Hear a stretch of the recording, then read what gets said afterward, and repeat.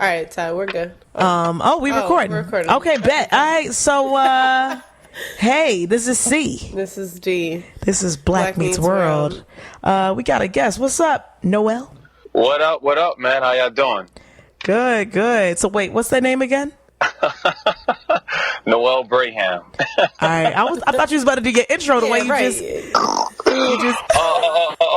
Okay, guys. Go ahead. Just let it pop.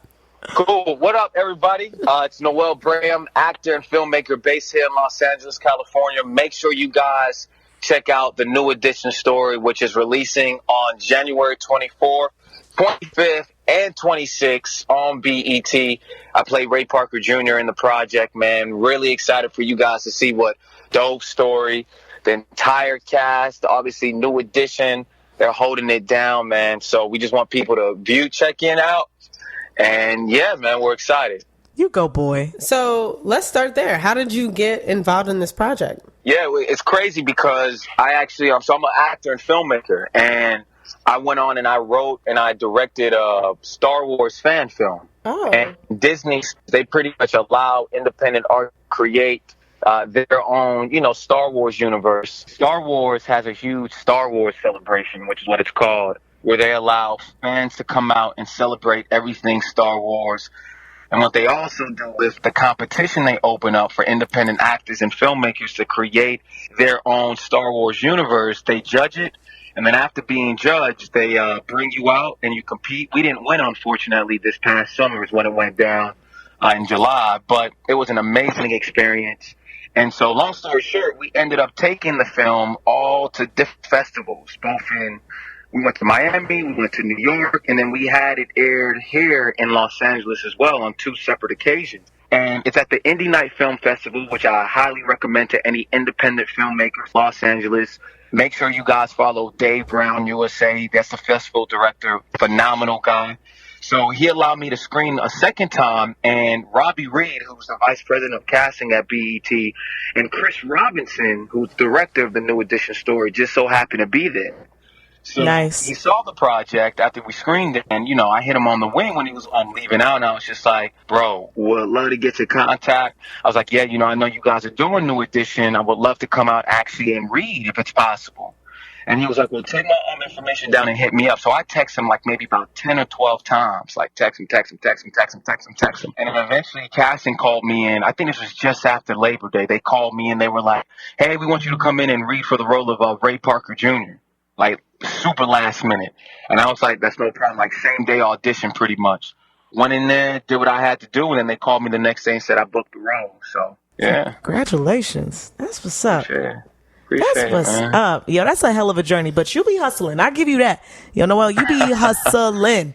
Yo, the road ain't easy, but you make it look that way. But I give you props. Yeah, and again too, I text him, just kind of staying on his mind, and when they see that they needed that, he hit me up. So I think persistency is the idea when you get into entertainment and just grinding it out, no matter what, you just got to be persistent, Right. So I guess to go back a little bit further, Noel was in the program with us. We actually he's an Emma Bowen Foundation alum. Yeah, we just had Kyle Everett on, and so we definitely have that connection. But how did you kind of get started after you graduated from Emma Bowen? Yeah, I was working with Comcast Spotlight when I was in EBF, and then I left Comcast Spotlight, and then I started working at NBC. And it was because of Comcast when we had, they have the career day for exiting seniors. And I met with the recruiter over at NBC. She was cool, Natasha.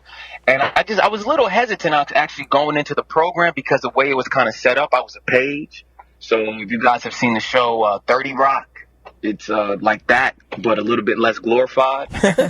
and so they, I got into the program, but man, I realized maybe after a week or two that it wasn't for me.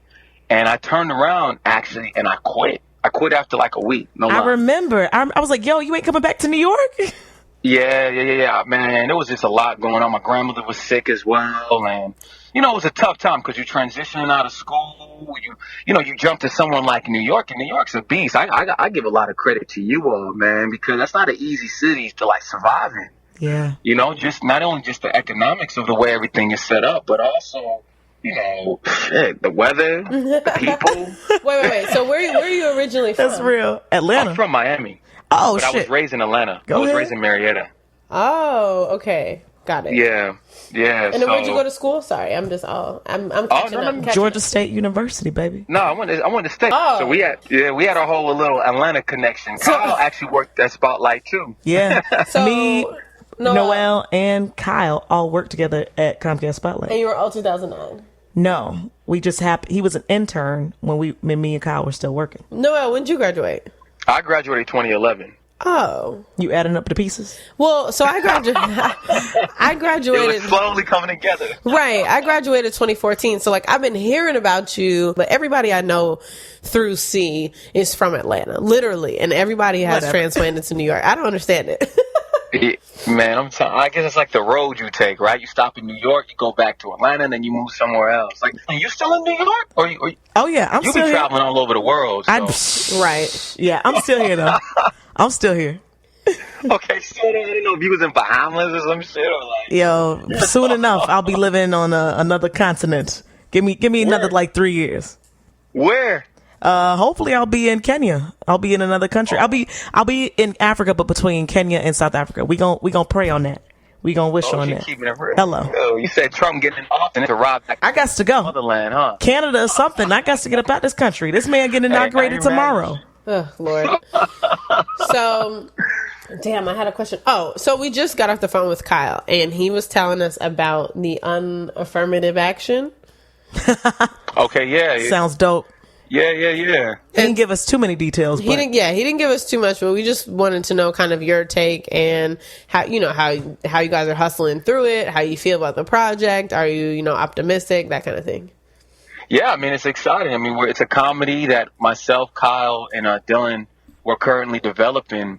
And, we've been formulating a really strong plan to not only establish the pilot, but, figuring out how we can get this thing out there on a major scale. So we just all been coming together using our contacts and resources, both from Emma Bowen and the ones that we've been able to establish in, our different markets. And, Kyle obviously works over at Family Guy. And as y'all know, I hustle. So I know a couple people here and there. And, we're looking at really just bringing that thing to life, man. It's exciting. That's beautiful. Yeah. So I just got into the CBS Diversity Initiative program, right? Yes. And so obviously, I don't know if you guys probably don't watch CBS. Most of us don't, just keeping it real. But so like CBS decided to create this new initiative and program where they are trying to find more underrepresented talent within, minority groups or whatnot, because they're taking a lot of slack for the lack of diversity that's on the network currently. And I decided to submit to them. And then after submitting, they called me back, actually, and I flew into Atlanta to go audition for the second round. And I met with some of their casting people in New York. And then after the second round, they finally called me and they told me that I had been selected. Myself and then 11 other actors were selected out of like 10,000 people, 450 callbacks. Nice. To pretty much work with the program for the next year. And what they're doing is placing us and looking for us to, whether it's a reoccurring star role, guest star, co-star role with the network. So, that's been an amazing experience. And this is ways, even when I was talking to Kyle, places we could potentially take, the project. But that's a little premature considering that we're still so early on in development. Mm-hmm. But, to be working with the network and to be doing this program is an amazing experience because not only are they taking a great stance and trying to really change the industry, as opposed to just becoming a hashtag or trending topic. But they've been able to find some phenomenal actors across the nation. And I'm just so excited, man, to be working with them and what we're about to roll out, man. It's exciting. And good things are on the way, y'all. Really, really good things are on the way. That is, I love to hear that, especially because I feel like you have to follow suit. You have ABC that has the whole, Thursday night with Shonda. And it's like CBS, I do happen to like watch a few shows, but diversity is not what I think of when I think of CBS. You know what I'm saying? Is like the dinosaur broadcast to me. Yeah. And I don't watch damn near anything unless it's football Sunday. Like I can't even CSI. think of a show. Doesn't like Hawaii 5-0 come on that shit? I don't even know. I don't know. I thought it was on Fox actually. Doesn't matter. Hawaii 5-0, yep, they cast that. NCSI, Blue Blood. That's what it is, NCIS Blue Bloods, or whatever. Yeah. I love some CSI. Yeah, they got a whole bunch. So they got us reading for pilots right now, and then other things that they're looking at rolling out, like Criminal Minds, and there's all types of stuff, man. They just been really putting us and trying to get us out there, which is, it's great, man, to have, especially, you get a network behind you. It's one thing to have a manager or an agent, but when you have a network that believes in you, and not only do they believe in you, but they're trying to send you with a message. It's one thing just to step into something, but when you come with a particular message, that's even better, because then you're pretty much demonstrating something bigger than just yourself. Like, yeah, look how I got here. You represent exactly the change that a lot of people talk about. So, just so blessed to be a part of the program and the opportunity, That's what's up. So speaking of diversity and being in a position to make change, what is, like, when you walk into CBS, what does that look like? Because we just talked to Kyle, we talked about how, like, Family Guy, just animation in general is less than 1% minority, black or brown. What does, when you go in for casting calls, let's say for anything outside of BET related or anything like that, what does it look like? Is it like, oh man, it's so many black guys here, man, we gonna be competing for the same role? Or, when you're going into these production meetings, like, what does the decision makers, what do they look like? Are they male, female? Are they people of color? What does that look like, especially being in LA and being entrenched in that world? Yeah, so, when you walk into a casting call, you're going to see about 25 people, especially if you go into the first round, you're going to see about 25 people that look just like you. Okay. And then when you actually go inside of the casting office, you're going to see more than likely the white male or white female, being honest. They have a few, minority casting directors, but being real, the big gatekeepers are typically white, and they may be a male or a female. And when you talk about corporate, I mean, you guys already know, because even in the program, they gave us an opportunity to come into, we went onto their lot. They showed us all around, like, Price is Right and Days of Our Lives, because they have two different, that shit still on? lots. Yeah. Wow. Yeah, it's still going, man. They're making money off of it. That's old school. Wow. The CBS lot for Days of Our Lives and Price is Right. That's what's up. Drew Carey actually hosts this Yeah. show. Remember Drew? Yeah, man. Yeah, I remember Drew Carey. I actually like Price is Right. I still watch every now and again at my desk. Anyway, continue. What? Yeah, no. And then when you walk into, the corporate, there's still a lot of change that needs to happen. The writing rooms and production meetings as well. Typically, we got a few people of color that are in there, but most of the time I would say about, 85% is found white, male or female.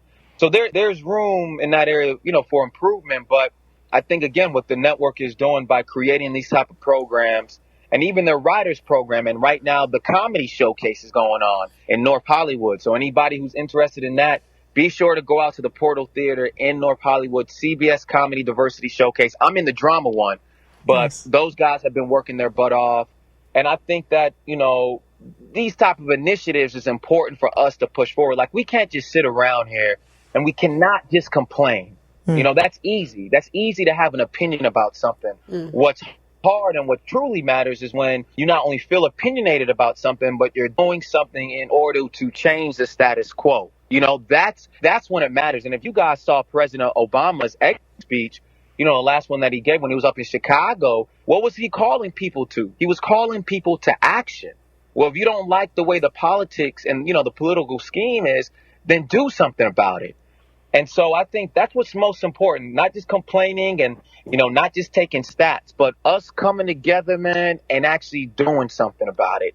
And I got to commend CBS for what they're doing, because they're doing something about the problems and issues, not even just with the network, but with entertainment as a whole and behind the camera. You feel me? You better preach. I love what you got. That's what I'm talking about. You guys aren't just saying the issues that we have. And I think that coming together again and implementing diversity happens on all levels and all channels of media. It's all connected. You know what I mean? Because look, being that I'm a black actor, I'm coming to you guys as black media outlets so that I can talk about my experience and then lend my voice. Wow. So it's awesome that you guys have been able to come together, create something this dope, and you're continuing to bring on talented people in different mediums and facets to actually implement change as opposed to just complaining about it. That's what's up. We appreciate that because, you know, you be preaching. Right. And we need that like reinforcement perspective. So we definitely appreciate it.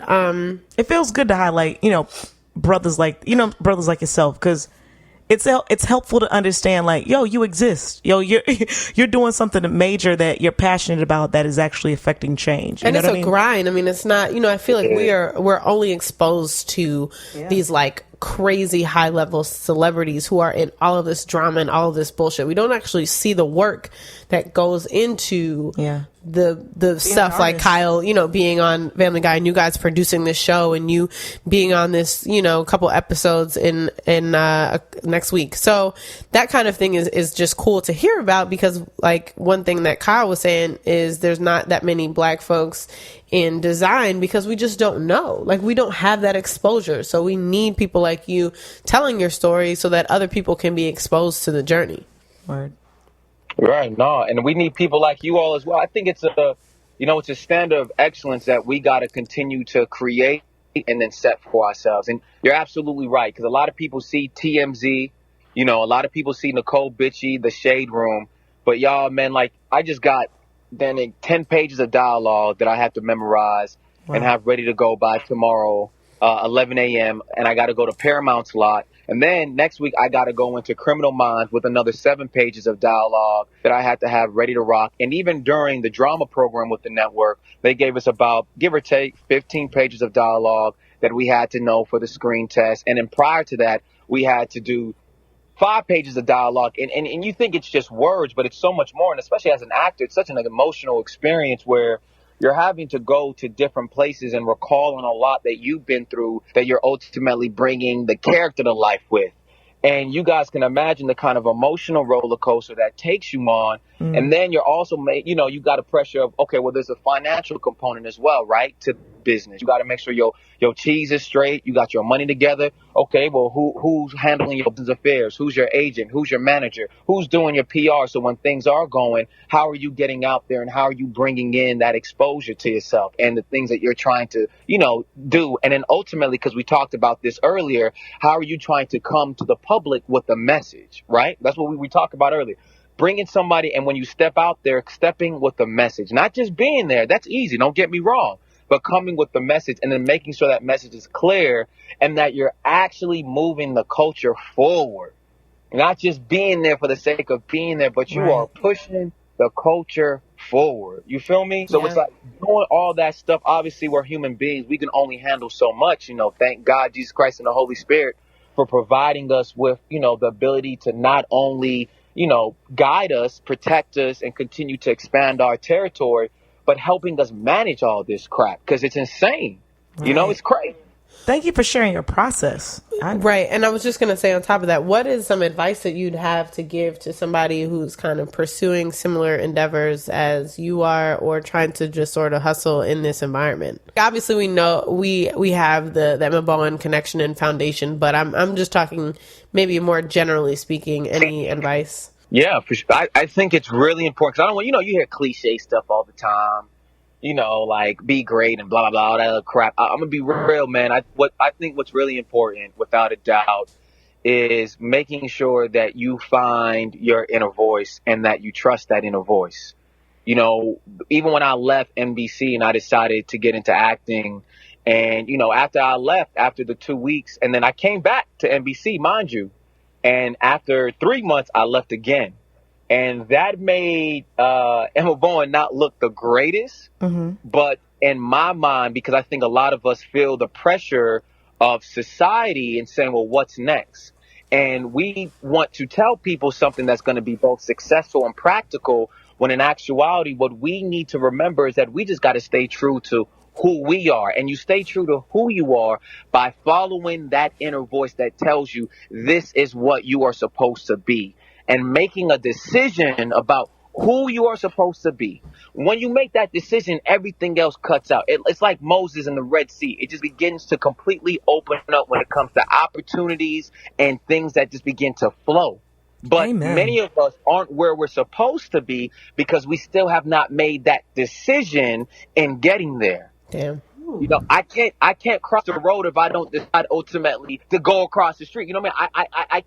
I I can't get someplace if I don't have the vision, direction, you know what I mean, to get there. It's impossible to do that. And a lot of us lack that. We want to do A, we want to do B, we want to do C, we want to do D, or we just telling people, well, I'm doing this for the sake of looking good. Or, you know, I'm rocking with this right now because, shoot, I'm not trying to make somebody look bad. I think what's important for us to realize is that everything falls within time, and to develop as well a great relationship with time and the mechanics of time. Because if you're able to master your relationship, and more importantly, take a step back, take an opportunity to think about the relationship you currently have with time. What do you put into time? What does time put into you? How do you spend your time? Who do you spend your time with? Damn. And when you begin to master and break that down after you've made that decision, if you're saying, look, I'm going to do B, then everything else will become more efficient. And then the next step is staying consistent. Because you don't just go into something and then it happens over a month.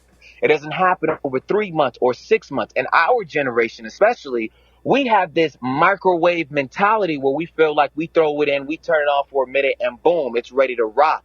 Man, it takes so much hard work over consistent time. Okay.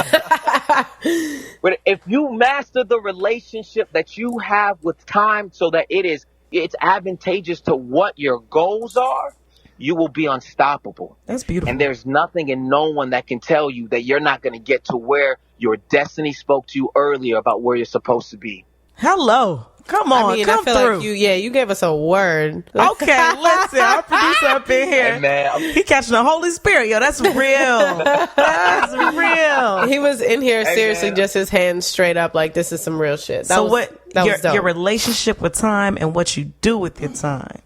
And using your time to work for you. That's so real. I think that you just immediately made me think, as much time as I spend just doing foolishness, whatever that foolishness might be, shit, social media, or just dazing off into space, yo, I could be using my time for something that could actually be for a better purpose. Yo, I think anybody can relate to that. I'm telling you, man. You know what? It's funny because I think that if we looked at more, okay, well, what does it really mean? And this is kind of weird. But I would challenge people to go out. If people who have, 2017, they're making a decision. They said, okay, this is what I'm going to do, and this is all I'm going to focus on. And I would challenge them to go out there, go to Home Depot. This is weird. This is different, but you'll see where I'm going with this. And buy a plant with just the soil and a seed, and put that seed in the soil. And make sure that you obviously, you got to treat the plant, right? You got to provide it with water. Feed it. You got to give it sunlight. And then you got to continue to take care of it. And then look at your dream that same way. And not as your dream grows, you will see how that plant grows, and vice versa. As that plant grows, the dream grows, but it's a process. Okay. Right? Now. It takes so much time. Think about it. The trees that we've seen in the world didn't grow over 5 or 10 years. It's decades, baby, centuries. The roots. And sometimes we don't realize is that the seed may not bud, but when you look underneath the soil, and you see the roots that are taking place and beginning to form, because we don't see that. We don't see that when we're working hard. Right. Everything that's happening behind the scenes, even you guys doing podcast after podcast after podcast after podcast, you don't see what the universe and God, how it's beginning to grow that seed. And that seed started 100 episodes ago when y'all started to pop this off? And it's getting bigger and bigger and bigger and stronger and stronger. How dynasties are made that way. You know what I mean? Fortune 500, Fortune 100 companies, Trump Tower. As much as we don't like him, how did Trump get to where he got to? Right. You know what I'm saying? It's centuries and decades of hard work. And then we take it a next step further. What kind of impact are you going to leave right here for the people that will come after you? Your sons, your daughters, their sons, their daughters. We both had someone that we knew die recently. God bless her soul, man. Pamela Anthony. It's sad. And the thing that I thought about, is when I die, because we all die and we transition. It's hard to think about, but we all do die. Mm-hmm. So here becomes the next reality. What are you going to leave for the next generation? Both your kin and your blood, which you need to be protecting at all costs, and the people of this world. And I feel like we don't think about that enough. You feel me? Mm-hmm. Because if we look at it from a genealogy standpoint and ultimately where we want to get, the decisions we make, our children will be impacted by it. Every generation from this point on, as when we decide to get married and have another kid, will be impacted by what we decide and what we do right now. Once again, going back to what is your relationship with time and how do you look at time? Yeah. Yeah. I was actually having a conversation with myself today because I spoke to my boss. Long story short, there's some things happening at work. And one thing people have been saying is like, you got to start the process early. And so when I thought about that, I took a step back and I said, well, I did. I changed how I was working and what I was doing back in July. And so I realized I planted this seed long enough ago to see an outcome now. And that makes total sense to everything that you just said. And I think people, we make the mistake of, like, good intentions made sense when we were in high school. But we're adults now. And so when you say something or you're going to put effort into something, you're going to plant the seed, like you're saying, we're past the point where follow through is like, if you don't follow through, it's okay. You know what I mean? And so like what you're saying about nurturing things and just being consistent, we need that in literally every aspect of our lives all the time. And it's not just for the cultures, it's in how we treat people, it's in our jobs, it's in this podcast, it's in your work as, you know, an actor, it's in your production of the show. So I'm happy that you iterated those points because we do need to focus and we need to plant the seeds now. I agree. Praise God. That's it. My bad. I know I could be long-winded, so I'm gonna shut up. No. You gave us all the good. You gave us all the good tea right there. That was great. That was good. So yeah. Yo, even our producer over here, like, yes. That brother is on to something. Well, yo, so Braham, I'm calling you Braham. Noel, let me get your alias correct. So, is there anything else? Right. Is there anything else you're working on that you want to make sure that the people know about, how to find you, all that good stuff? Yeah, guys, just stay connected to me on Instagram at Noel_Braham, BRAHAM.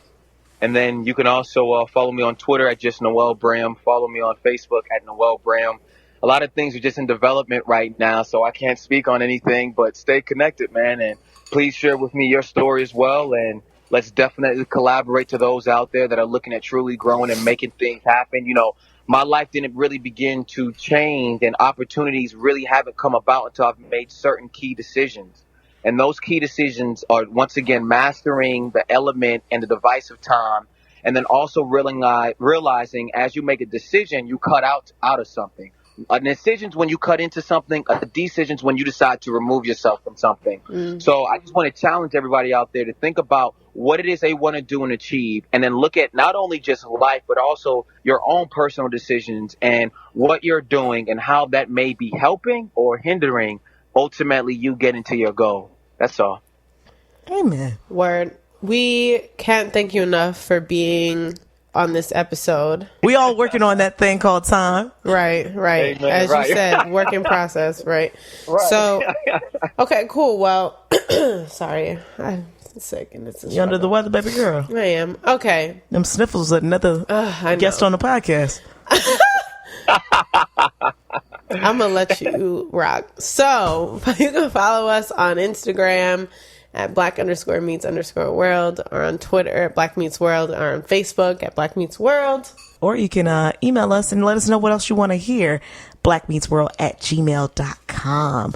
Thank you, Braham. Thank you, Noel. You know, I'm over here trying to use the correct terminology. Thank you for joining. For real, this was awesome, man. Yeah, next time you're in New York, we got a link because we need to meet, we need to vibe, we need to connect. So definitely hit us up and let us know.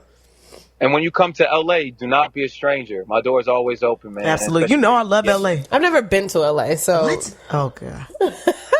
Oh my god. Make sure you let me know. I absolutely will. You and Kyle will be the first people I call because y'all the ones I know there. Bet. Say no more then. I got you. Bet. All right. Well, till next time. Yes. Thank you so much. All right, guys. All right. Thank you so much. All right. Be blessed. You too. Bye. Bye.